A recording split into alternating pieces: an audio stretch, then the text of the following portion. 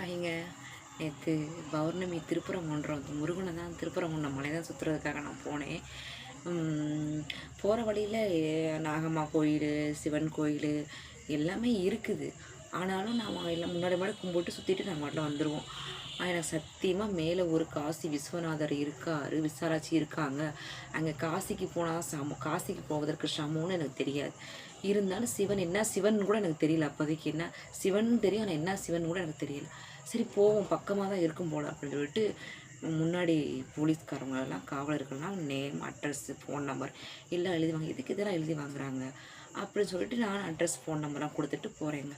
கிட்டத்தட்ட நான் என் phone number 48 பேர் தான் 48 பேர் தான் முதல்ல போயிருக்கோம். ஆனால் கோடிக்கணக்கான பேர் சுற்றிக்கிட்டு இருக்காங்க மலையை. அவங்கெல்லாம் முன்னாடி விளக்கு போட்டு சாமி கூட போயிட்டாங்க, மேலே ஏறலை.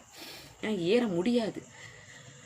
வைராக்கியமாக இருக்கவங்க ஏறுவாங்க, நம்ம என்ன அப்படி அந்த அளவுக்கு அவ்வளோ தொலைவுங்க. சரி நானும் சரி போவோம் அப்படின்னு சொல்லிட்டு ஃபோன் நம்பர் அட்ரஸை கொடுத்துட்டு நடந்து போயிட்டேங்க. ஒரு கால்வாசி தான் போயிருப்பேன். அப்போயே எனக்கு மூச்சு வாங்கிருச்சு. அதுவே ரொம்ப தூரமாக இருக்குது.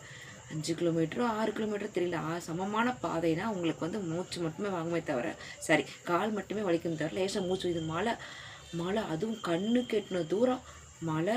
நான் அந்த படி மட்டும்தான் மலை. கடல் நடுவில் இருந்தால் எப்படி இருக்கும், அந்த அந்த ஒரு விதை நான் இதை அடைஞ்சேங்க.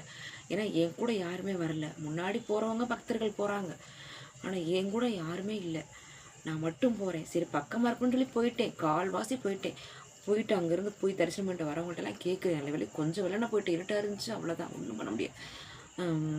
ஏங்க ரொம்ப தொலைவாங்க, ரொம்ப தொலைவு. நான் ஆமாம்மா ரொம்ப தொலைவுதாம்மா, சாமியை கும்பிட்டே போமா அப்படின்னு சொல்லிட்டாங்க.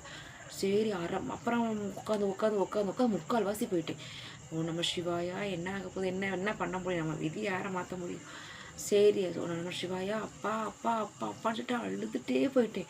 ஏன்னா ஆல்ரெடி நான் மயக்க இருக்கேன், உடம்பு வேறு கொஞ்சம் ஸ்டவுட். அதனால் நான் முகத்தை மட்டுமே வச்சு வீடியோ போடுவேன். அப்புறம் போயிட்டேங்க. போயிட்டு என்னோட இடையில மங்கீஸ் வேறு என்னை கட்டை பைக்கில் ஃபோன் இருக்குது. அப்புறம் இடையில வாங்கின இந்த பிரசாதம் முறுக்கெலாம் வாங்கி வச்சுருந்தேன், அதை எடுத்து போட்டோன்னா போயிடுச்சு.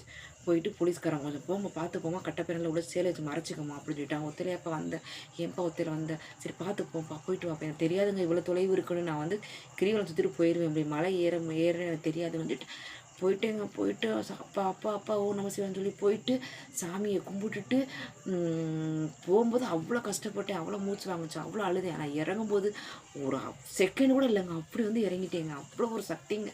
காசிக்கு போனதுக்கு சமானியத்தை எனக்கு கிடச்சிருக்கு. ஆருத்ரா தரிசனத்துக்கு நான் அங்கே போன்ட்டு வந்திருக்குங்க.